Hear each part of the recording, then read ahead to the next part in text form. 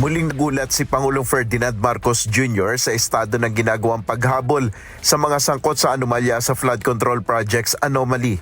Ayon kay Pangulong Marcos, panibagong freeze order ang inilabas ng Court of Appeals laban sa mga bank accounts, ari-arian at air assets na mga sangkot sa anomalya. Kabilang narito ang ilang mambabatas. Sakop ng freeze order ang mga account at ari-arian ng Silver Wolves Construction Corporation at Skyyard Aviation Corporation. Pati na rin ang mga personal account at asset ng mga individual na nasangkot sa investigasyon. Kabilang ay si Congressman Eric Yap at Ed Vic Yap.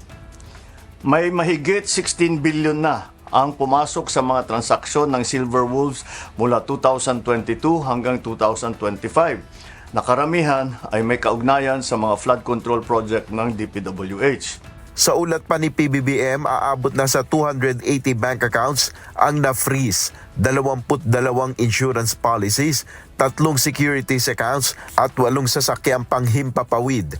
Ayon kay Pangulong Marcos, mahalaga ang freeze order na ito para maibalik ang perang pinaghihinalaang ninakaw. Kailangan natin ang mga freeze order na ito para hindi maibenta ang mga ari-arian at para maibalik natin sa ating mga kababayan ang bawat pisong pinaghihinalaang ninakaw.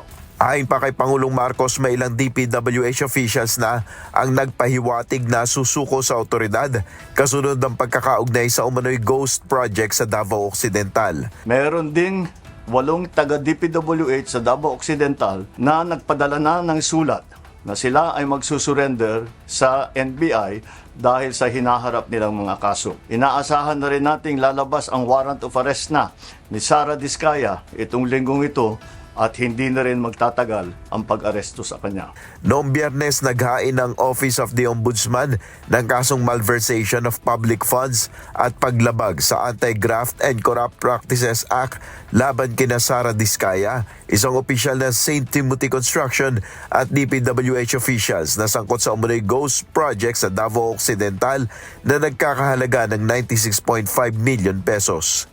Nel Maribuhok, UNTV News and Rescue, Diyos ang aming sandigan, serbisyo publiko ang aming pinahalagahan.